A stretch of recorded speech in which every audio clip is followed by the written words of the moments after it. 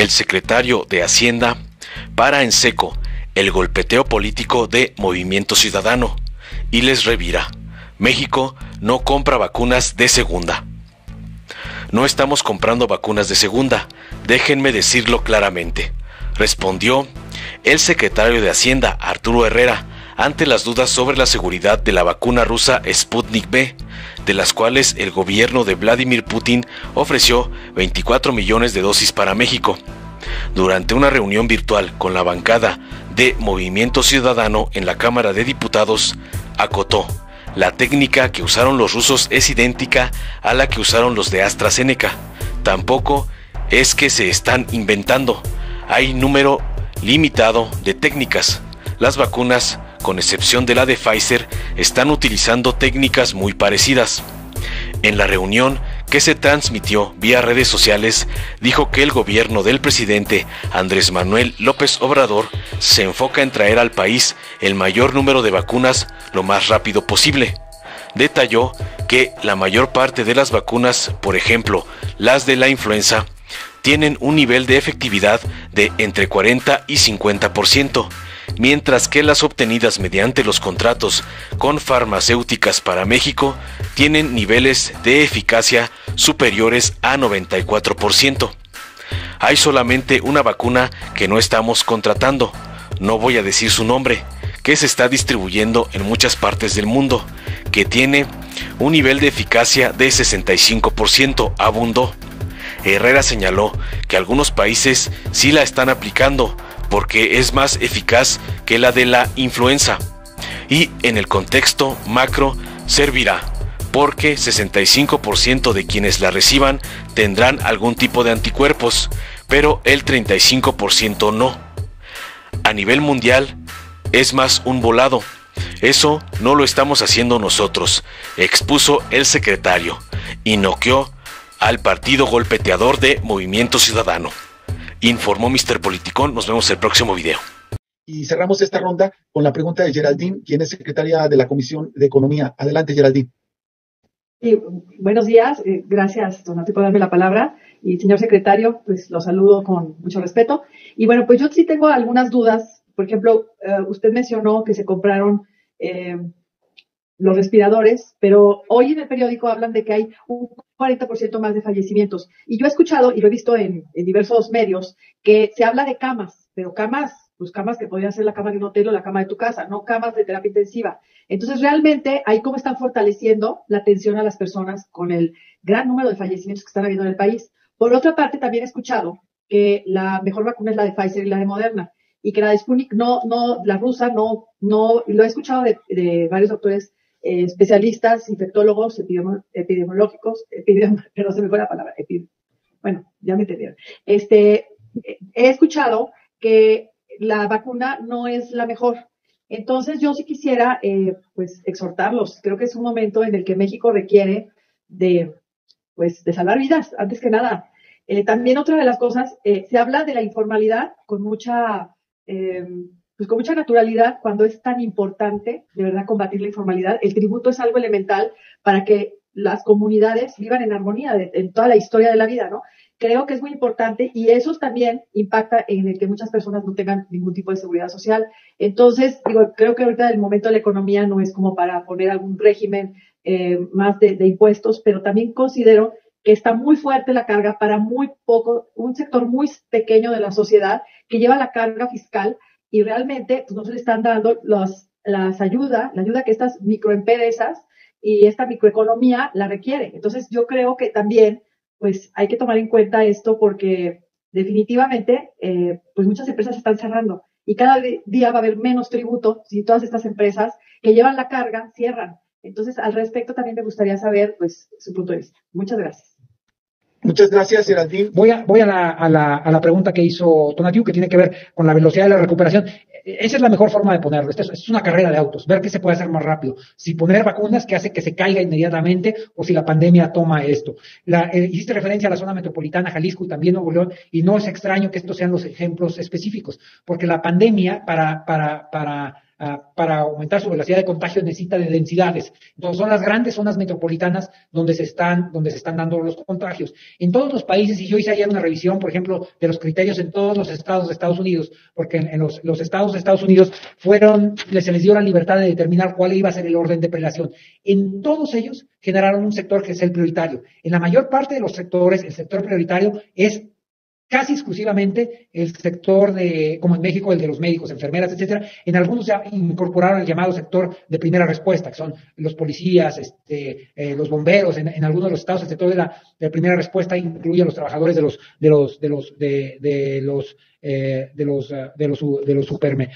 supermercados. Pero justamente por eso lo que estamos enfocándonos es en traer la mayor parte de vacunas lo más rápido posible. Y eso me lleva a la pregunta de Geraldine.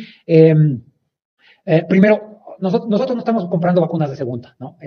Y de hecho estamos, o sea, déjenme decirlo súper claramente, no compramos vacunas de segunda. La mayor parte de las vacunas, por ejemplo, las de la influenza que nos aplicamos, que yo mismo me la apliqué este año, tienen un nivel de eficacia de entre el 40 y el 50%. Déjenme decirles de dónde viene el nivel de eficacia y cómo se determina. Y voy a tomar un minuto para eso, probablemente ya es el último minuto, pero yo creo que es importante que le dediquemos unos segundos a esto. Las farmacéuticas en la fase 3 tienen que aplicar una técnica que se llama, en inglés se llama RCT, Randomized Control Trial, la traducción al español sería algo así como pruebas de control, pruebas aleatorias controladas. Ajá. Y entonces pensemos en el siguiente ejercicio. Una farmacéutica de esta consigue voluntarios, 20,000 voluntarios para probar su vacuna. Ajá. Los divide en dos grupos que tienen que ser demográficamente idénticos en la medida de lo posible, es decir, la misma distribución por edades, el mismo número de mujeres y de hombres, el mismo perfil de comorbilidades, etcétera, ¿no? Entonces son dos grupos que son idénticos. A la mitad de ellos les aplica la vacuna. A la otra mitad les aplican un placebo, que es básicamente les inyectan una solución salina que no le hacen ni bien ni mal. No le dicen a ninguno de los dos cuál es la que le aplicaron, y solamente hay un grupo que tiene codificado a quienes les aplicaron. Y digamos, 3 o 4 meses después van y revisan qué pasó con esos dos grupos. Entonces vamos a suponer que al grupo al que se le aplicó el placebo, de esas 10,000 personas a las que se le aplicó el placebo, 100 salieron contagiadas. Y luego al grupo al que se le aplicó la vacuna salieron contagiadas 5 o 4 personas. Cuando eso pasa y se comparan estos dos grupos que eran idénticos y que iban a tener comportamientos idénticos estadísticamente, entonces se dice que la vacuna tiene una eficacia del 95 o del 94%. Es decir, porque como eran idénticos, si se les hubiera aplicado el placebo a las otras, se hubieran contagiado 100 y no 5. Esto es interesante porque primero quiere decir que aún poniéndose la vacuna, la probabilidad de contagio no es 0, es muy pequeñita, es del 5%. Todas las vacunas que nosotros estamos en el proceso de contratar tienen niveles de eficacia superiores al 94%. Hay solamente una vacuna que no estamos contratando, no voy a decir cuál es, no la estamos ocupando, que ya se está distribuyendo en muchísimas partes del mundo, que tiene un nivel de eficacia del 65%. Hay países que la están aplicando porque pues es claramente, por ejemplo, mucho más eficaz que la de la influenza. Y en el contexto macro, o sea, de los números agregados, pues servirá porque al 65% de ellos tendrán algún tipo de anticuerpos, pero el 45 no, y eso, el 35 no. Entonces, a nivel individual, sí es muchísimo más un volado, aunque no lo sea a nivel agra. Eso no lo estamos haciendo nosotros. Todas tienen un nivel de eficacia por arriba del 94%. Ya me excedí, y tal vez nada más acabaría con esto. Hay diversas técnicas para las cuales se está utilizando se fueron desarrolladas las vacunas. Unas son con los mensajeros de RNA, otras son con los DNA. No voy a entrar en esos temas, pero además no es mi tema. La técnica que utilizaron los rusos es idéntica a la técnica de AstraZeneca. O sea, tampoco es que se están inventando en todos lados. Hay número limitado de técnicas. Las vacunas, con excepción de la de Pfizer, todas están utilizando técnicas muy parecidas. Si quieren, les prometo mandar, tal vez nada más. Nosotros medimos cómo se está utilizando la capacidad hospitalaria a través de 3 niveles distintos, que es las camas de hospital, no son las camas de usted ni la mía, las camas de hospital, porque no todos los enfermos que llegan tienen que ser intubados, pero sí tienen que ser atendidos. Y sobre todo algunos enfermos en la fase inicial de la pandemia se murieron porque llegaron en una etapa muy tardía a los hospitales. Parte de los que no llegan a terapia intensiva son los que se atienden antes justo en el hospital. O sea, lo ideal no es que lleguen a ser intubados, es pararla antes. Idealmente, como dijo un médico, se para en la comunidad. Para eso es el distanciamiento social. Pero luego, si alguien desafortunadamente se deteriora, lo que sí tenemos que asegurarnos es que va a tener un ventilador. Y yo creo que ahí nosotros, como yo decía, les dio primero a los países avanzados eso, pero también nos hizo aprender a nosotros de lo que les había pasado. Es muy conocido lo que pasó en Lombardía, en Madrid y en Nueva York, donde los servicios sanitarios se vieron rebasados porque no tenían suficientes camas o ventilador. Aquí me detengo porque ahora sí ya tengo que entrar en 2 minutos a la siguiente. Muy bien. Colegas, muchas gracias, secretario. Te dejo, coordinadora. Gracias, maestro Tonatiuh. Muchas gracias, secretario, por tu apertura, porque sabemos que hiciste un espacio para el Grupo Parlamentario del Movimiento Ciudadano y, por supuesto, por mantener el diálogo con nosotros. Estaremos, por supuesto, en contacto contigo desde la Junta de Coordinación Política, como siempre lo ha tenido el maestro Tonatiuh Bravo. Y, pues, agradecerte tu exposición y tu disposición para responder los planteamientos de los compañeros y las compañeras y te agradeceríamos si nos haces llegar por medio de tu equipo la presentación. ¿Sabes quién está detrás del movimiento conservador Sí por México y la perversa alianza electoral Va por México?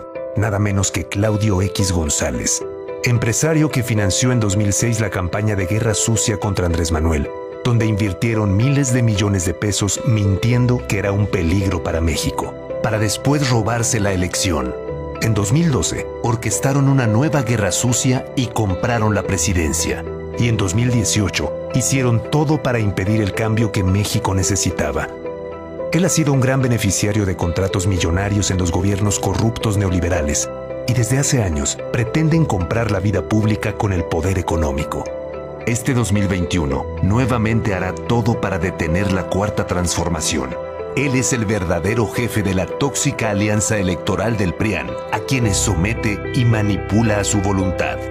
Ellos son el movimiento que dice sí a la corrupción, sí a la impunidad, sí a la pobreza.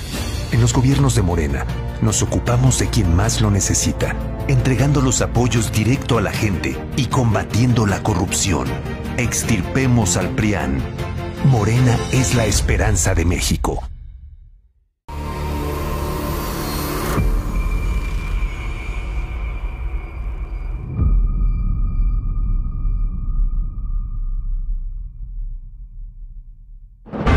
Para 1988, México ya había vivido una larga tradición de corrupción, abuso de poder y fraudes electorales. Pero ese mismo año, el PRI y sus aliados mancharon para siempre la historia de la democracia en nuestro país. Este hecho dio comienzo al noviazgo entre el PRI y el PAN.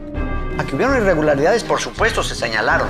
Avalados por el PAN y el resto de la mafia del poder, hicieron todo para anular el evidente triunfo de Cuauhtémoc Cárdenas y traicionaron la voluntad del pueblo de México. La bancada panista acepta que se destruyan esos míticos documentos y que ¡cállense! Ordenado por el presidente priista Miguel de la Madrid y orquestado por Salinas y sus amigos millonarios. Mi abuelita todavía está votando. Mi abuelita, mi papá, bueno, todos están votando y ya murieron. Así empezaron más de 30 años de neoliberalismo y abusos en contra de la gente. El PRIAN dejó claro que estaban dispuestos a hacer lo que sea para instaurar un régimen autoritario para el beneficio de unos cuantos. Este fue el inicio del oscuro periodo neoliberal que le abrió paso a la corrupción, a la privatización de empresas nacionales y a la que le siguió una devastadora devaluación que lastimó profundamente al pueblo de México. Estos políticos corruptos se vuelven a unir ahora en una tóxica alianza electoral que busca detener el cambio verdadero que comenzó en 2018. En Morena, defenderemos la democracia de la mano de la gente. Extirpemos al PRIAN de México. Morena. Durante décadas, México sufrió una grave enfermedad, un tumor maligno llamado PRIAN, que saqueaba al país. Se alternaba el poder y fingían competir entre ellos. Hoy finalmente se quitan la máscara y se unen en una perversa alianza electoral. A ellos los une la corrupción, la ambición y el miedo de seguir perdiendo el poder. No permitas que se salgan con la suya. Extirpemos el tumor de México. Morena. Si te gustó, dale like, compártelo, suscríbete y activa la campanita para recibir las notificaciones de nuestro canal.